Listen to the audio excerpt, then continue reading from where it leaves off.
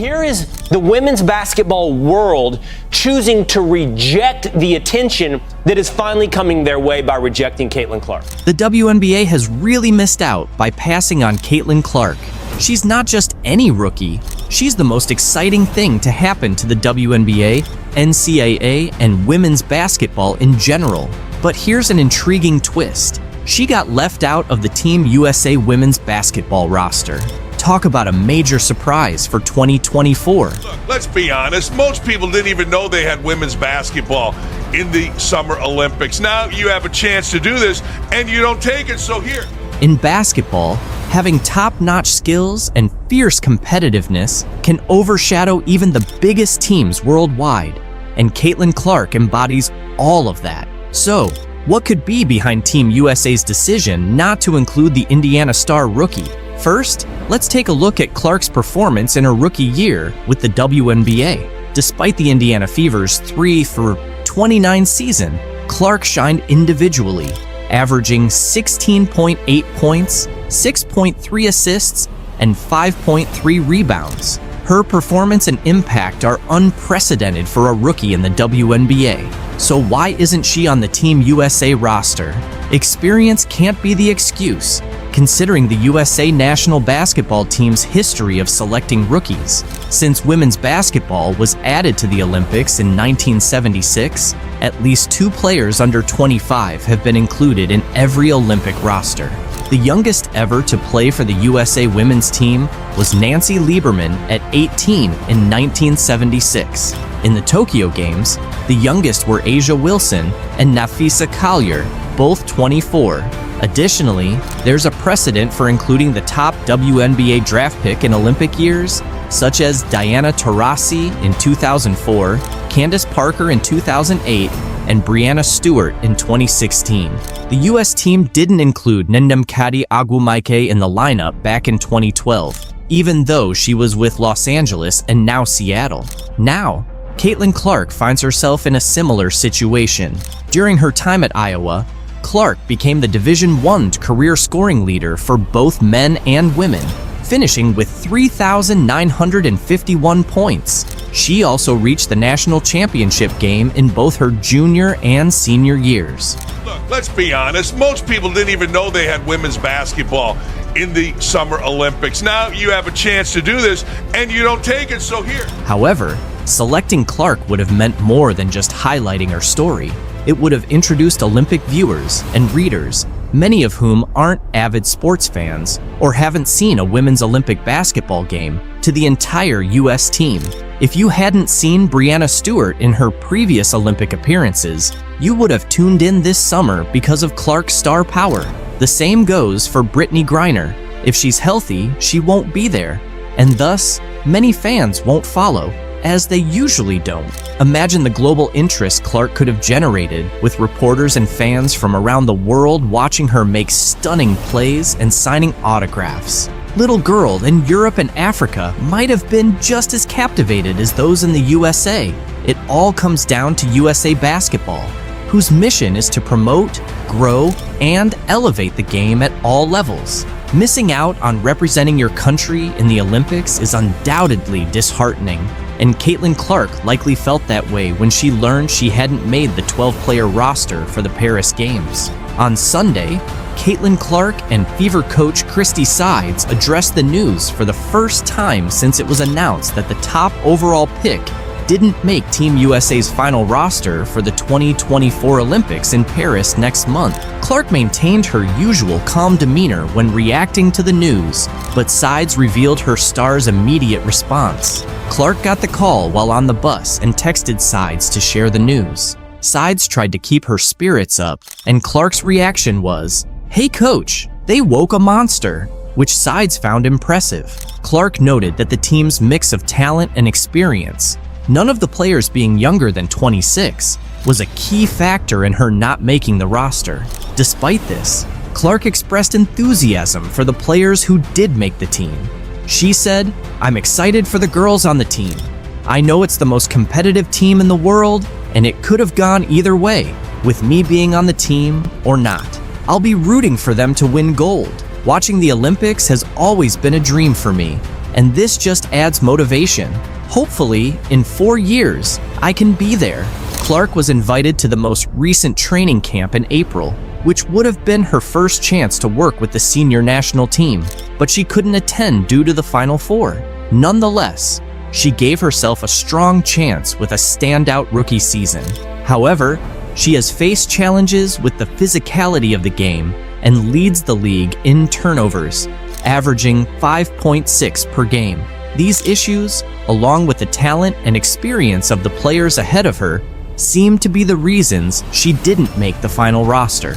According to Christine Brennan of USA Today, Team USA veterans were concerned about how Clark's large fan base might react if she were chosen, but received limited playing time.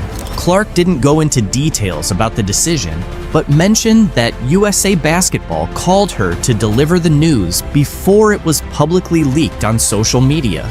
On the bright side, Clark will finally get a break when the WNBA takes a pause for the Olympics. She's been playing almost non-stop since her senior season at Iowa started in October. Once the Fever finish their pre-Olympic schedule on July 17th, they won't play again until August 16th. "I'm really looking forward to a break," Clark said. "I've loved every second of competing, but it will be great to rest, get healthy, and take a bit of time away from basketball. It'll be nice to find some peace and quiet for myself." There's a slight chance Clark could still join the team as an injury replacement. Notably, Chelsea Gray, who was selected, hasn't played in 8 months due to a foot injury, and it's unclear when she'll return. As one of the top playmakers, Clark could be next in line if Gray isn't back in time. However, Clark is focusing on the Fever and their effort to climb out of the 11th seed. "If USA Basketball needs something, I have a good relationship with them, but the 12 players they've selected are really great," Clark said. "I think they're in good hands. Cheryl Reeve is a great coach, and the selection committee did a really good job." Some media personalities suggest that not making Team USA could turn out to be a blessing in disguise for Clark. Jamel Hill, formerly of ESPN, suggested that not competing for the gold medal might actually be beneficial for Clark. In just a few weeks, Clark transitioned from college basketball to becoming a professional and dealing with a demanding schedule. A multi-week break could be just what she needs, Hill mentioned in an X post. Clark had almost no offseason. Her college career ended on April 7th after a long 6-month season, and just a week later, she was the first overall pick in the WNBA draft by the Indiana Fever. She started practicing almost immediately, with the Fever's preseason beginning 11 days before the WNBA season kicked off on May 14th. The WNBA season will take a nearly month-long break for the Olympics. Everyone turned to look at her, filled with curiosity and hope.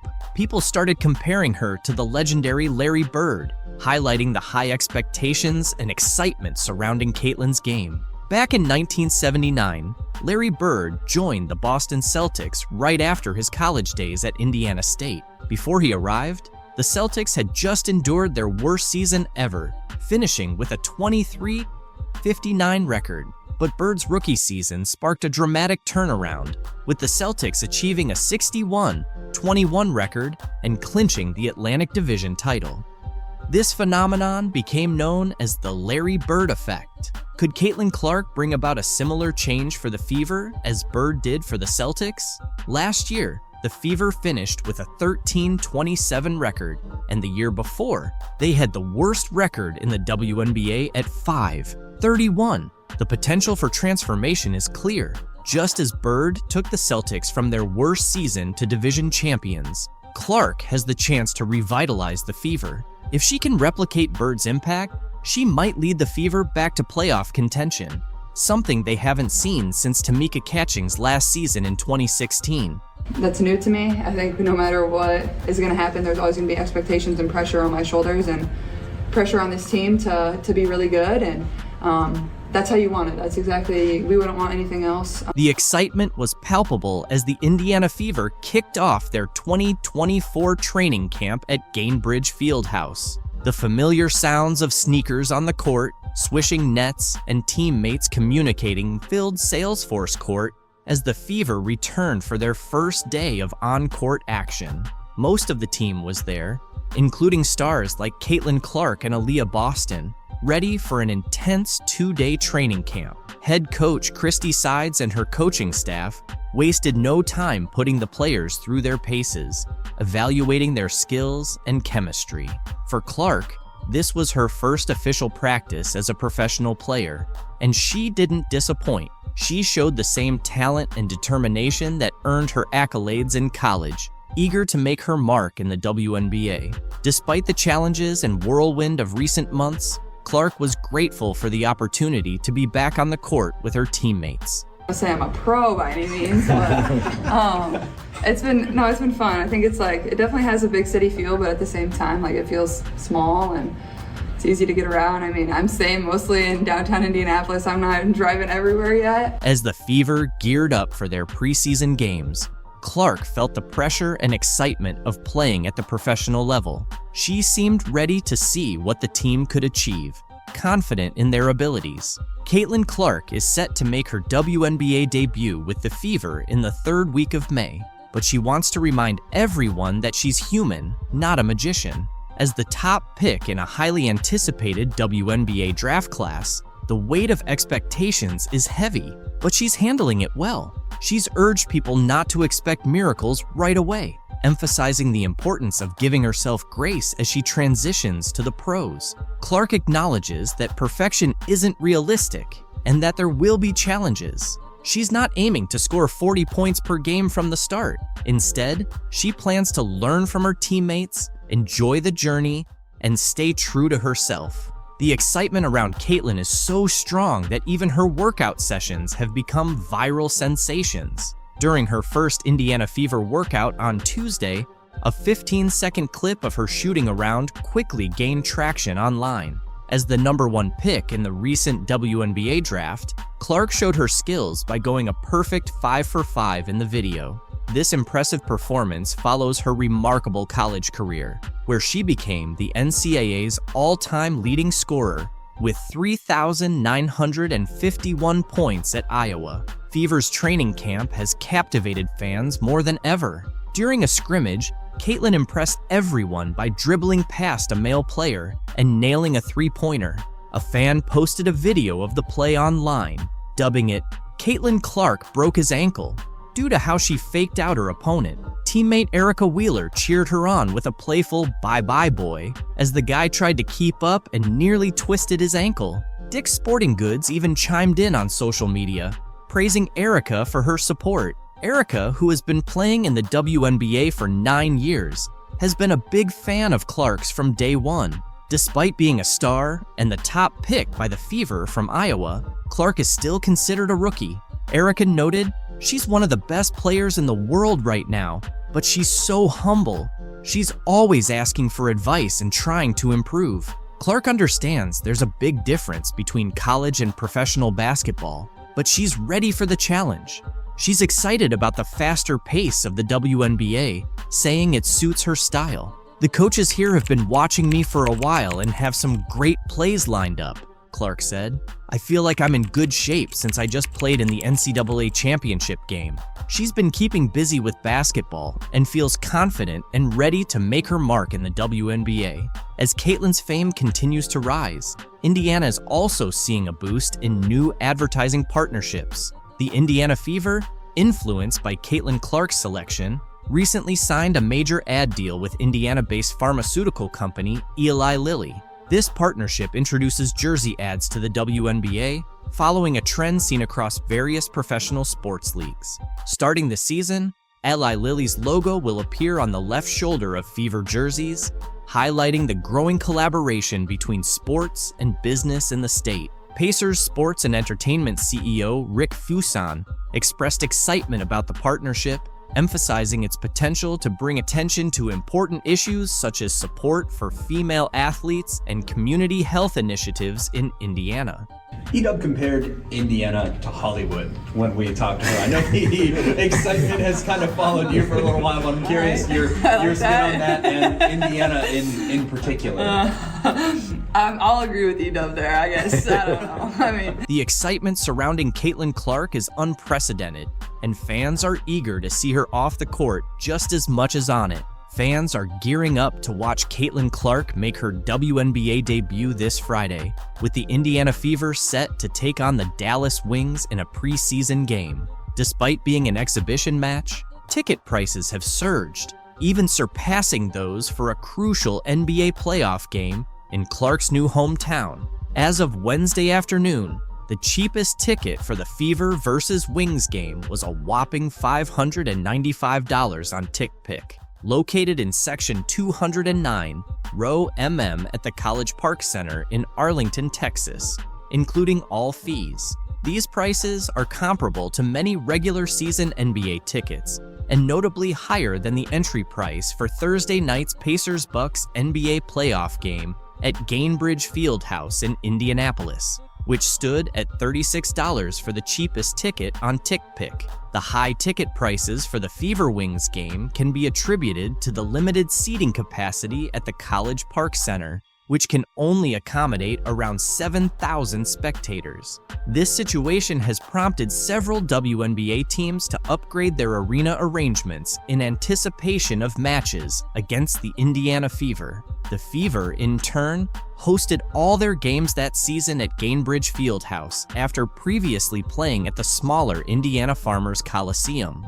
Other WNBA teams, like the Las Vegas Aces and Washington Mystics, also shifted their home games against the Fever to larger NBA-sized arenas to meet the demand from fans. The WNBA's Dallas Wings experienced a historic moment as they sold out season tickets for the first time in the franchise's history just before their preseason opener against the Indiana Fever on May 3rd. The anticipation surrounding Caitlin Clark's debut with the Fever fueled a surge in ticket demand, driving up sales for the Dallas team. Individual ticket prices for Clark's preseason debut ranged from $210 to $350, with some exceeding $1,000 in certain sections, according to UTA Tickets. The Wings also saw a significant increase in overall ticket sales revenue, with a staggering 220% rise, including an impressive 1,200% surge in individual ticket sales revenue, according to the Dallas Morning News. This surge highlights the profound impact of Clark's presence on both the Fever and the wider WNBA community, sparking unmatched excitement and engagement among fans.